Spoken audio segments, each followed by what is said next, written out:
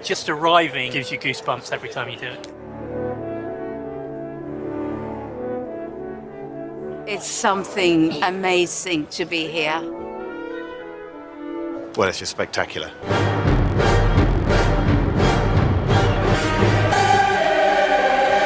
Well, this music together, and it sounds so fantastic. There's an atmosphere in the proms you don't get anywhere else. This is a full-on, out-of-body experience that I'll never get over.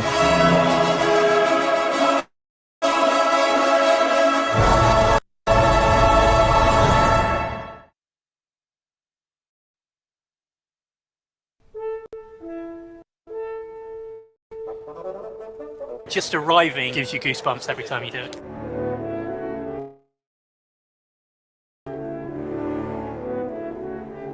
It's something amazing to be here.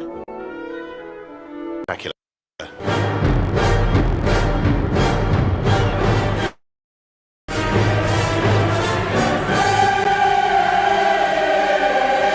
welcome to the BBC Proms. The world's greatest classical music festival. Can't even describe how these people put this music together, and it sounds so fantastic.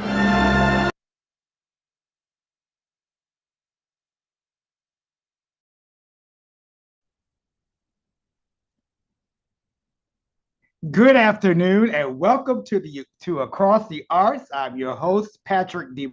And I'm so excited that you're joining me on Juneteenth for this special installment of the Maestro series. Today we are joined by one of our world's greatest conductors.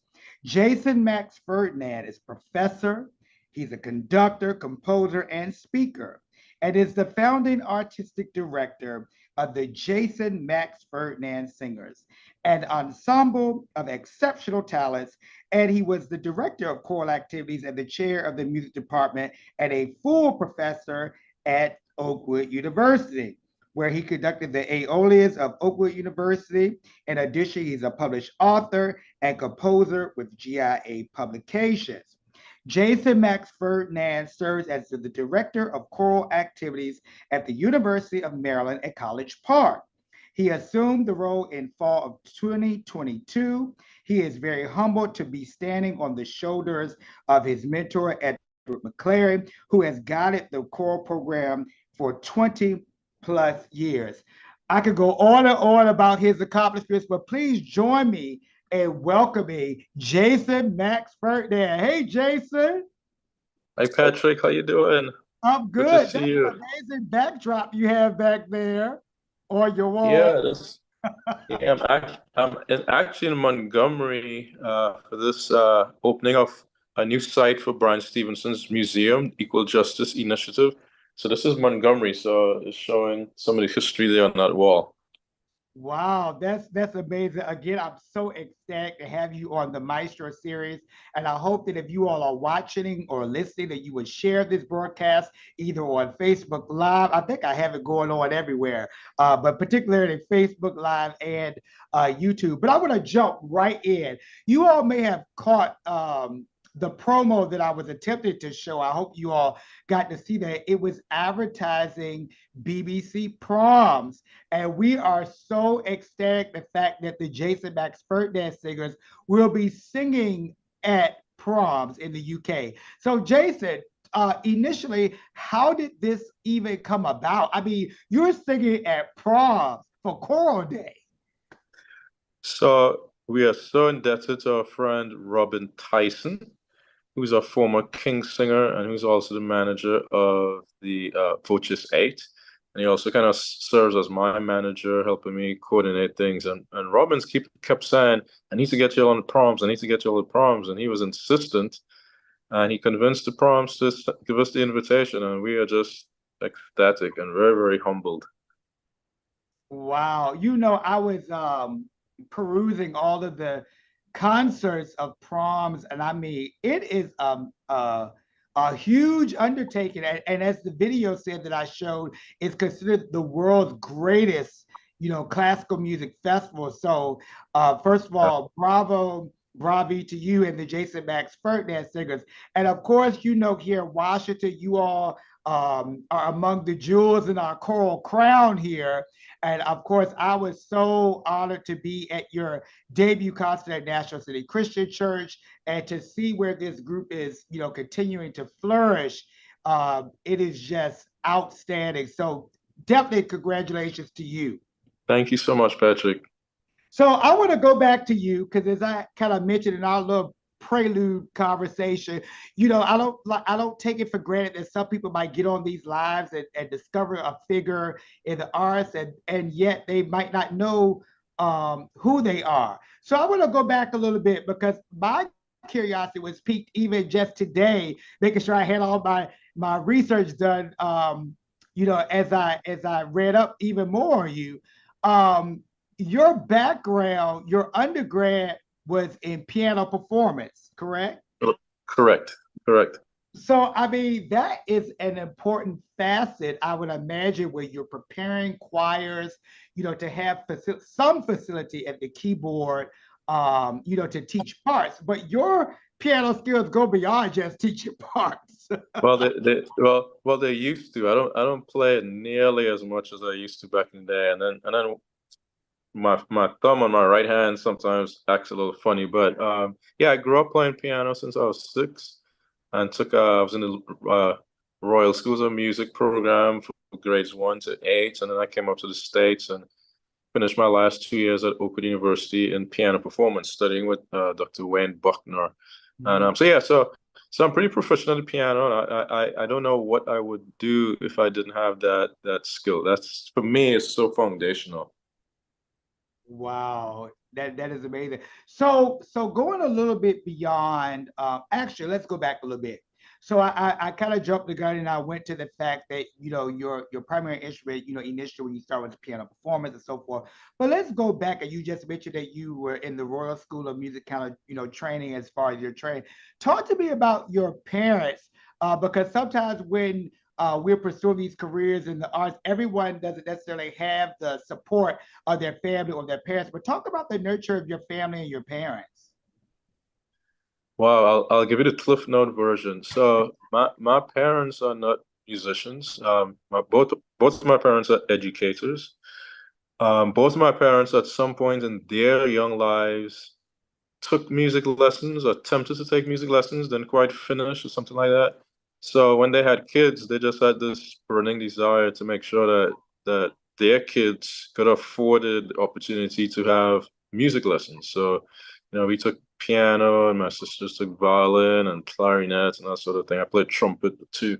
And then when I made the decision to switch from what I was studying, I was in the science track. And when I decided to follow my passion, especially being from the Caribbean, being from Trinidad, that's not something you do, right? Like, that society wants you to be doctors and lawyers and business people.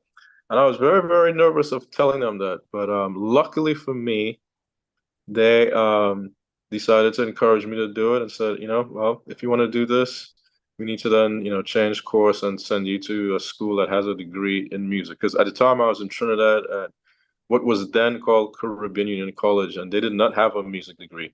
So that's when we made a decision for me to leave Trinidad and come up to Oakwood so I could start the process of, study and training and getting these degrees. So luckily for me, and I'm so indebted to my parents. Wow. And of course, that's how you first came on my radar, and probably many people when you were at Oakwood and you all won the World Choir Games. And I see my dear friend Deidre Robinson on here. Shout out to her, because I understand you all performed one of her pieces. Shout out to her. So I want to go back a little bit again. I'm just Trinidad. When you mentioned Trinidad, and you and I have kind of talked informally before. I know you said the thing that people want to be doctors and lawyers and so forth, but it's like all these talented musicians, like in recent years, have come from Trinidad, you being included in that realm. But I want to say quite a few years ago, I heard the soprano Janine DeBeek. I heard her in her debut recital at the Kennedy, and now she's like a rock star, considering performing all over Europe in the Baroque repertoire and so forth. And then, of course, my dear friend who I ran into in New York last month, Anne Friedel. So you have a host of people who are just shining this light of classical music and the arts. So that's amazing. So I'm gonna stop talking for a second because I know people want to know about you and the singing. So I do want to take a moment and play a short clip. And you all bear with me because, as you all know, during the pandemic, these sharing screens and all of that, we still don't have that. We still don't have that down pat. Well, I don't anyway. So just bear with me 1 second. I'm gonna treat you all to something, and I think I'm gonna do it right. Yay! Okay, so. I think this is what I want. Yeah, I did that.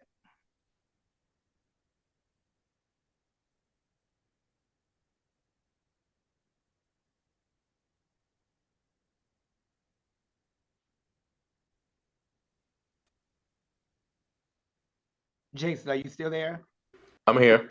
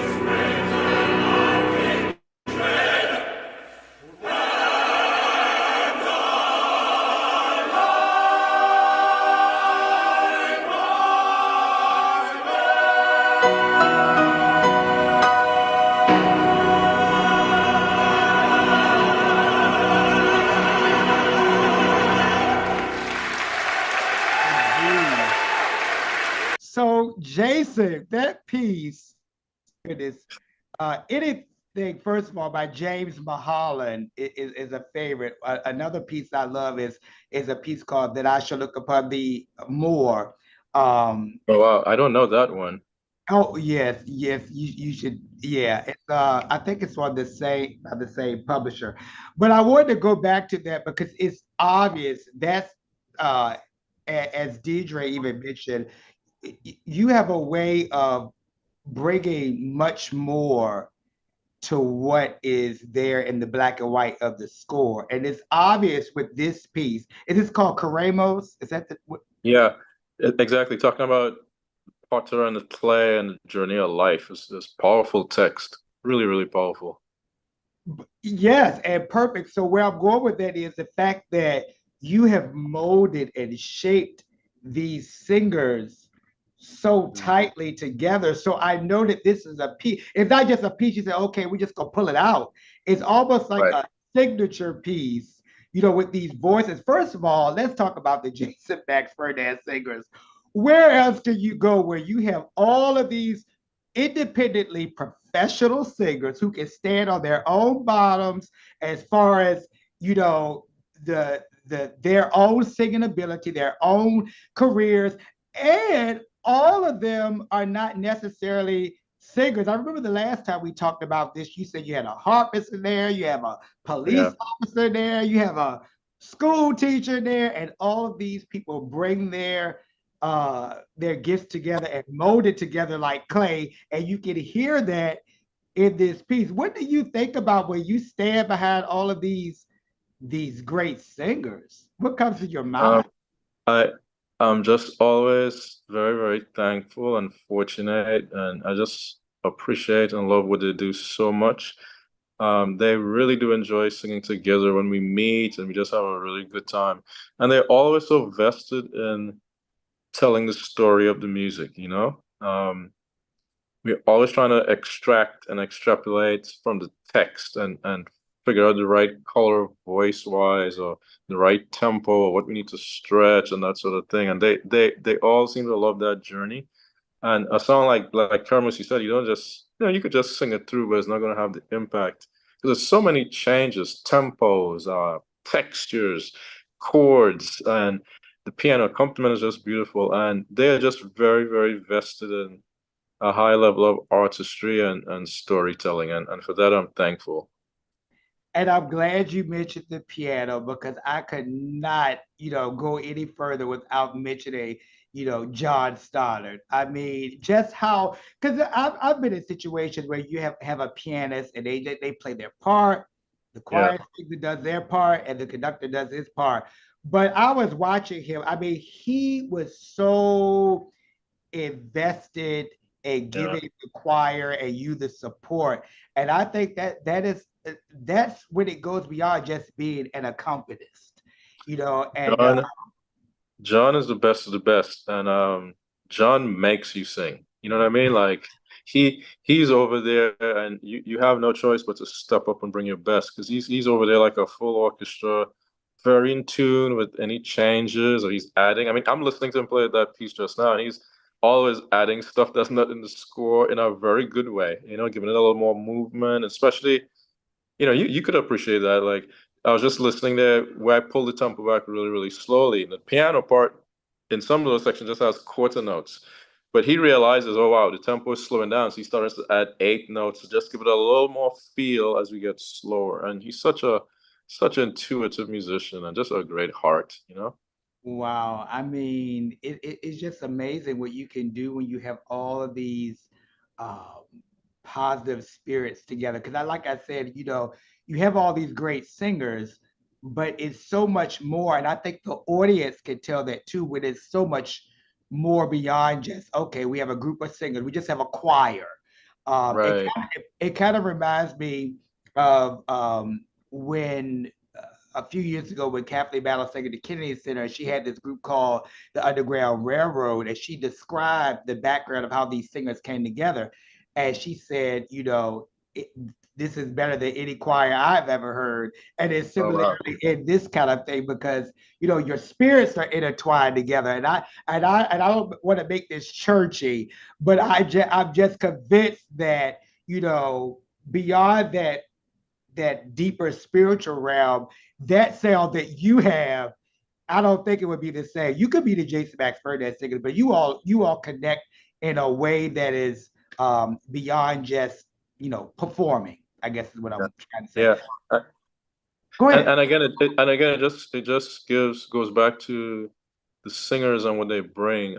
As you said, each of them are such great singers in their own right. But when we get together, you have to kind of give up some of that in a way, and become part of something bigger than the individual person. And I think they do that so well. It's always so welcoming to new people in the group, and we all say, "Hey, sing your voice. We want you to do what you do, and together we'll make a sound." And I like I said, I appreciate and love them so much. And I really could appreciate it. And I guess I don't want to. Well, I am going to focus on the parts because I'm a tenor, and I'm thinking about the sopranos. Even in that clip, sopranos and tenors tend, we want to just sing our highest notes. But when you all got to that one section, particularly the soprano, there was a pianissimi, and they were all like pin needle precise. So Right. that goes back to what you're saying. You kind of give a little less of self so you could be more with each other in the ensemble. So that's amazing. I want to go back a little bit, Jason, because the breadth of your career and what you do and what you mean to this whole choral music enterprise. I mean, I want to hit everything that I can while I have this moment with you, because I know this is not necessarily your thing. But I want to go back. I want to go to University of Maryland, actually. I want to go fast forward a little bit. It's a rare thing that someone has the opportunity to return, home, so to speak, to return to their alma mater. It's a feeling like no other. So, Yeah. So describe to me what the feeling was for you when you had this opportunity to return to University of Maryland in a place where your mentor, Edward McCoy, was, of course, you were under his tutelage. And now you have this call, so to speak, that you're going to be the next director of choral activities at probably one of the most preeminent choral programs in our country. I know it's a lot to ask, but I have to ask it because people need to understand who I'm talking to. Man, I can't say enough about Ed McClary. What he's given to me as a teacher, as a friend, and a mentor. Ed, part of Ed is from that old school, that kind of Robert Shaw, and he has one of Robert Shaw's original blue shirts in his home, and he comes from that lineage. And what Ed poured into me as a student there was exactly what I needed at that time in my life.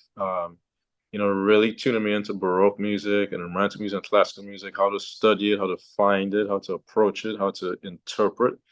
Give me all of that, how to rehearse it. I mean, he's such a great chorus master.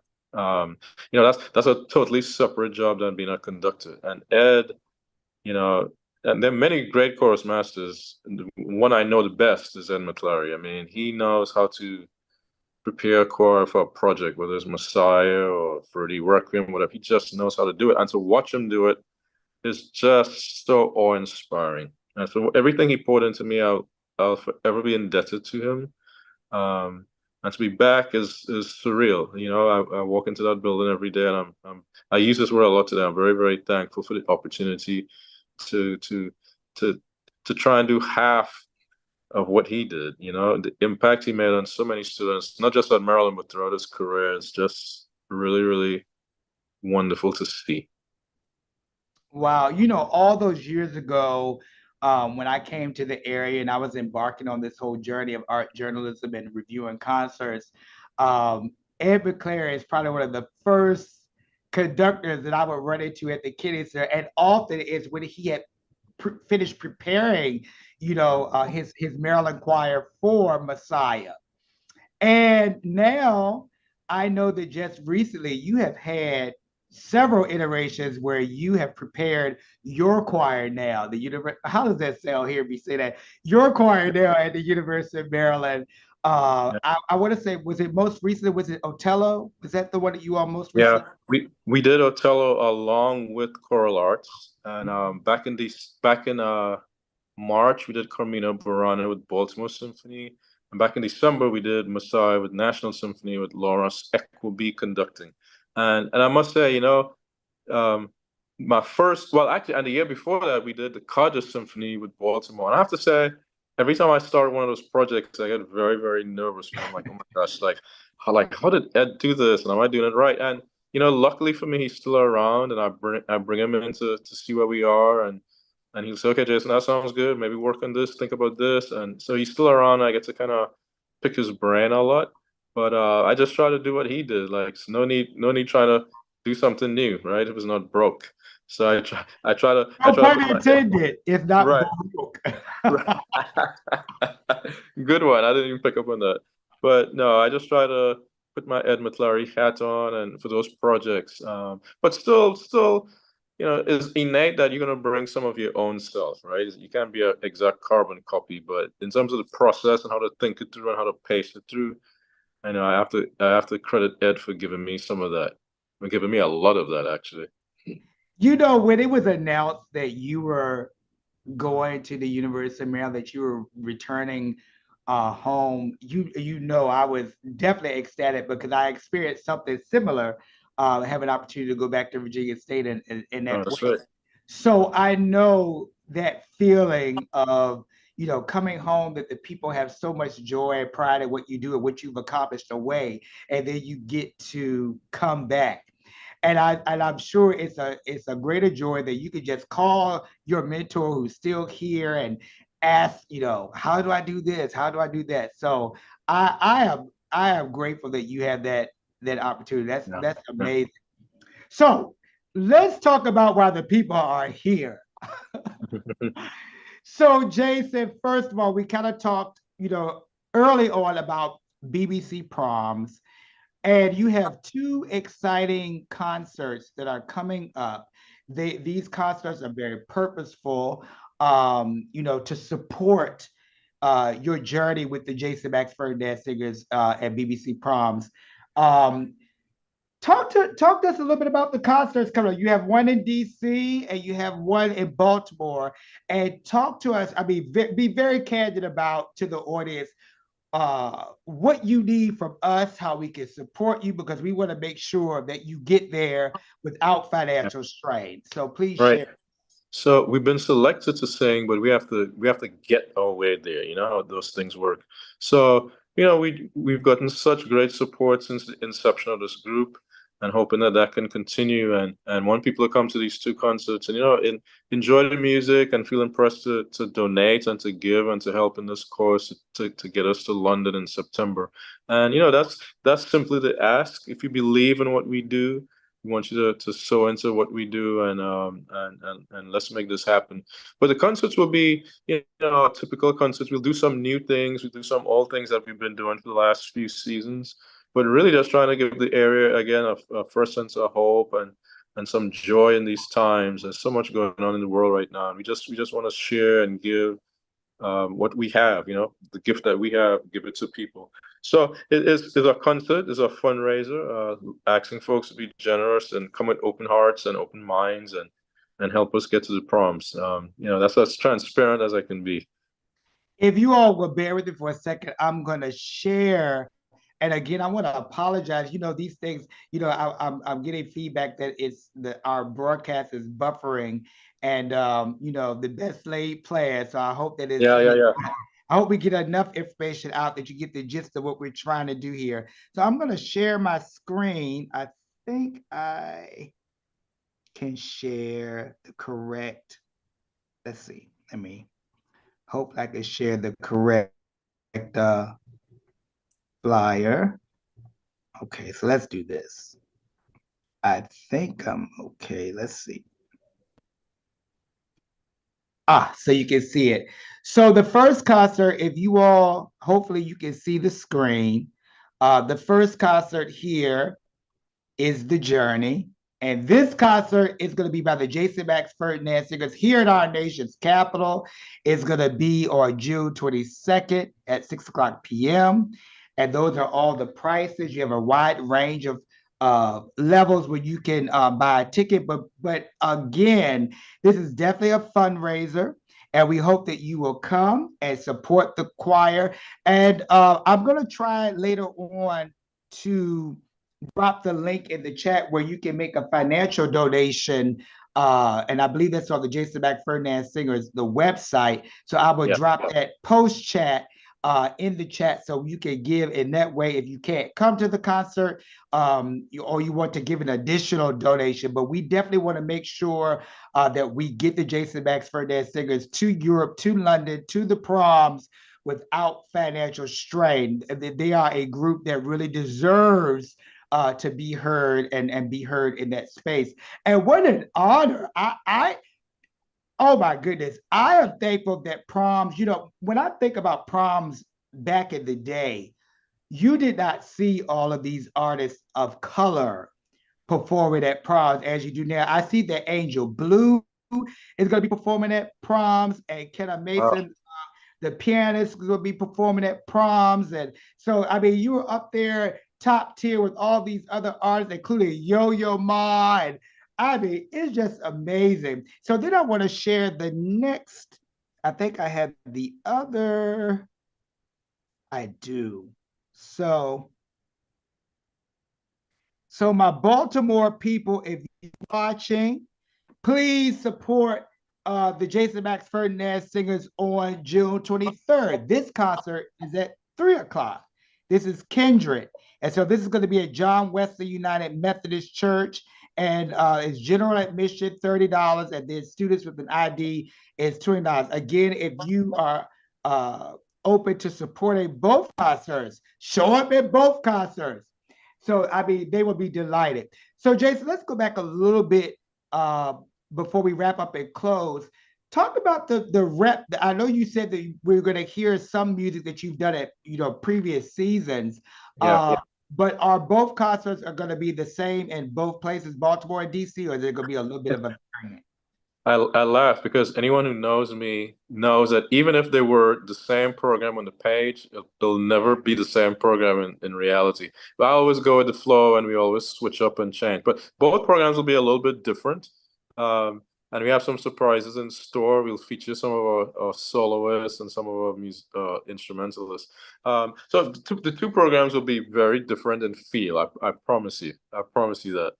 Great. So shout out to my buddy Deidre. She's always on it for me. I need to hire her in the background and do this stuff. She just dropped the link in the chat and I pinned it. So there's a link. So either way, if you go to the Jason Max Ferdinand website from that link, you can go to, I would assume, either concert, DC and Baltimore. You can buy tickets to both. Let's buy tickets to both so we get the Jason Max Ferdinand Singers the funds that they need to make this journey.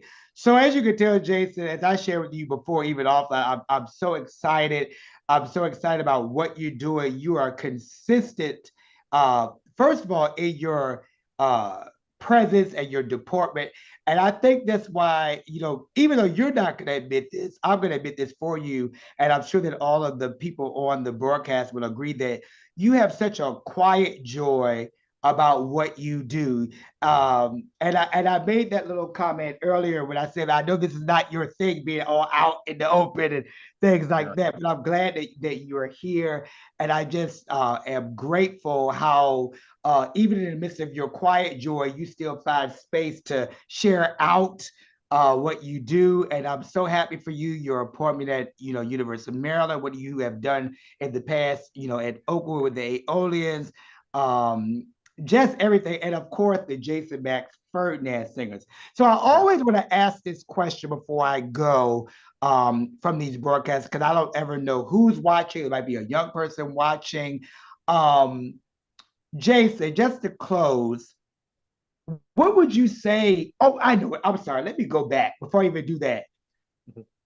I want to go back because I was thinking about this too. When they announced, first of all, that you are going to be returning to Maryland, everybody that I know was trying to figure out how they were going to study with you at Maryland, how they were going to be in the doctoral program at Maryland. I mean, even folks that don't even have degrees in music was trying to invent a way. So I wanted to know, I know it was something I wanted to bring up. Have you felt an increase, at Maryland in the program and particularly your studio? Because I do have some sense of how many people would apply each year with Ed. And I honestly don't remember what those figures are because I'm not really, looking at it like that. But there's been quite a bit of interest, people wanting to come to study at Maryland. And, and I tell them I only have X amount of slots and you have to audition and stuff. But the interest, I mean, I always get emails from potential students. Hey, I want to check out the program. Can we have a call to talk through and see what you offer? So yeah, the interest has been very, very humbling. And I love my grad students dearly. There's such good people. And it's exciting to see the next generation preparing for the next leg of this journey, right? To use the term from the flyer. So that's been a real joy to see. But Patrick, if I could steal a minute and just say this about you, 'cause I know you're getting ready to close. I just want to commend you for all that you do, and I really mean that. I watch how you have a genuine love for the arts, and I've seen you MC some of these programs, and you could just tell it just radiates from your presence how much you love what you do, and how much you love what other people do. And not everyone does that. So I just want to give you a shout out to really, like, I really do mean that from the bottom of my heart. So thank you so much.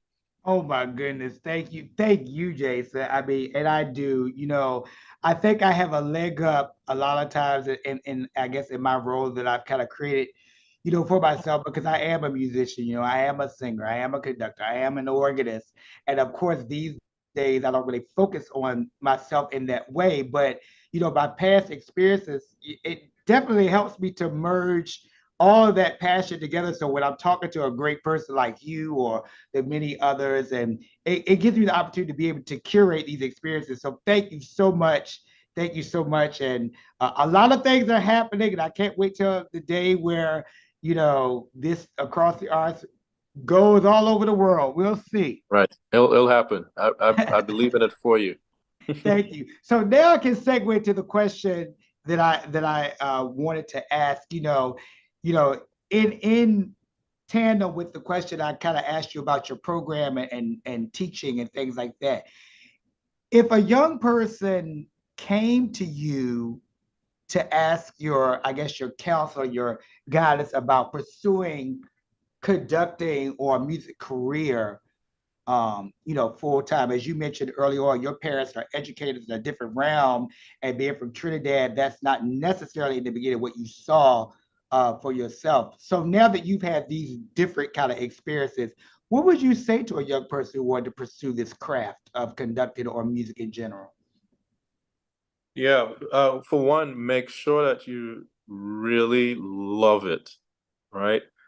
Make sure you really love it. That's one. Two, if you really love it, then you'll seek ways of bettering yourself, whether it's aligning yourself with a great teacher, aligning yourself with other people, other students who are in the journey of learning with you.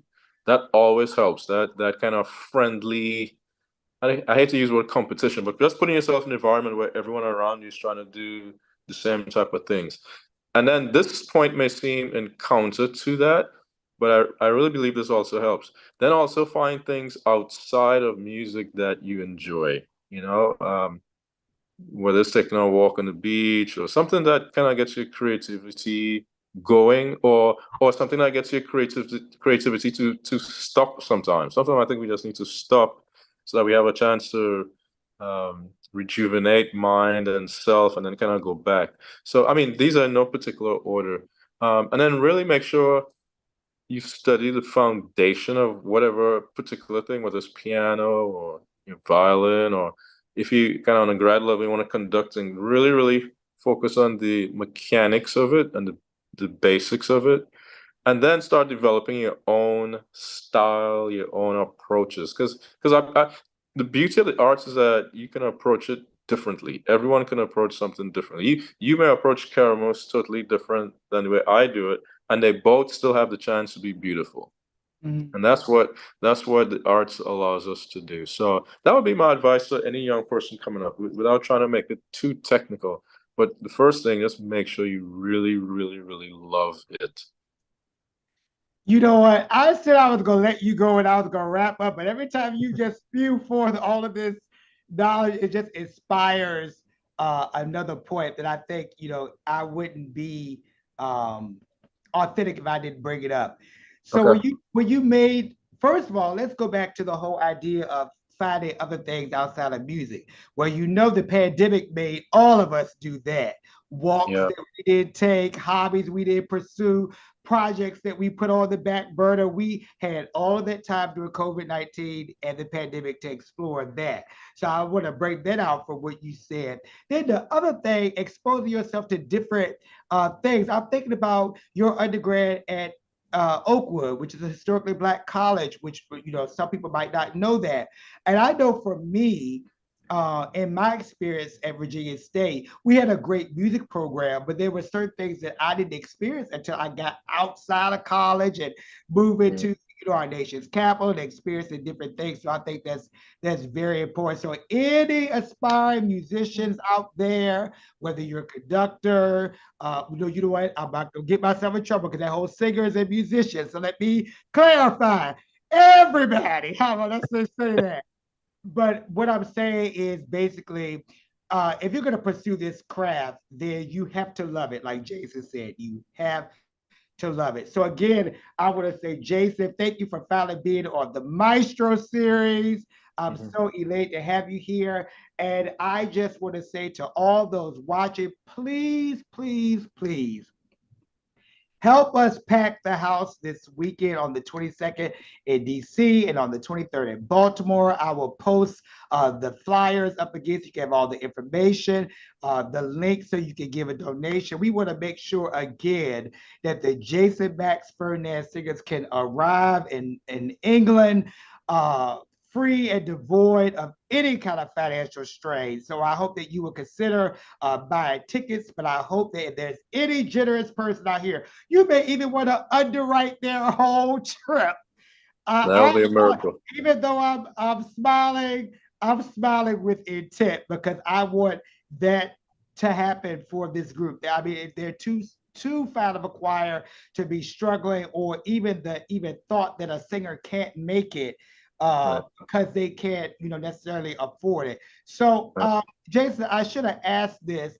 Do you have a rough figure of how much it would take for each individual singer to make it to the prom on this trip? About $2,000 a piece. That's the goal we've kind of set for ourselves. And some people, it's interesting. We have some members in the group, some of the older members are helping some of the younger people to with their trip and that sort of thing. Great heart. So about $2,000 a person to make this happen. So I'm gonna call on the Across the Arts family, whether it's Across the Arts or on social media, whether we are in dialogue with each other in person. I'm gonna call on you to ask you if you would consider in your own way.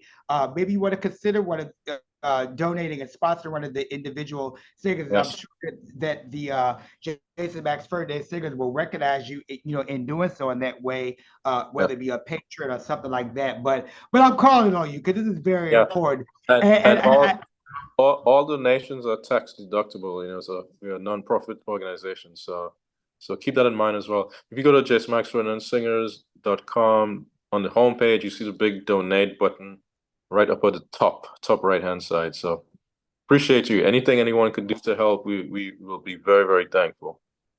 Oh my goodness. So again, you have been watching the Maestro series. And again, I'm your host, Patrick McCoy, on Across the Arts.